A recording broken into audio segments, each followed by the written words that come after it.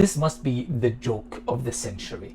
Tony Blair, the biggest loser in the history of European politics, is being readied to become, in a way, kind of the governor of Gaza, similar to the governor of Iraq after the invasion of that country in 2003. Well, we know what happened back then.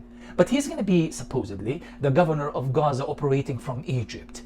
This is kind of like more or less what the leaks and the newspapers are talking about. Tony Blair.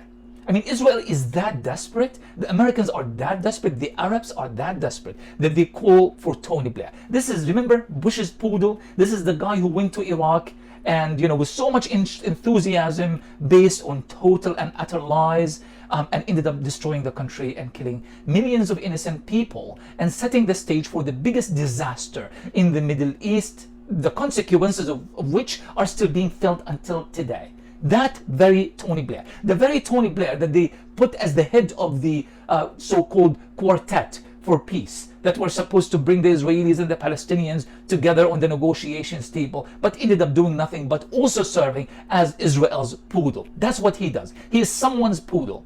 And you are bringing him to break Gaza. Gaza. The Israeli military could not, over the course of 2 years, achieve anything of strategic value in Gaza. It's Tony Blair. He's going to come to Gaza and he's going to govern Gaza and he's going to fix everything for Israel.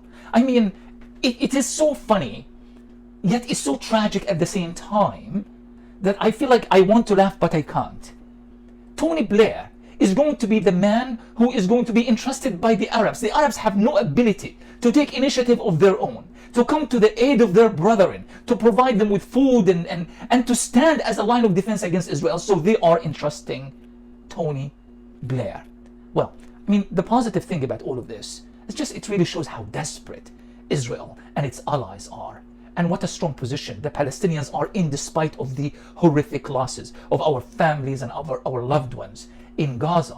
But the fact is, the world is changing, and it's changing fast. And Israel and its allies are on the defensive, and they are so bankrupt that they are asking Tony Blair to come to the rescue.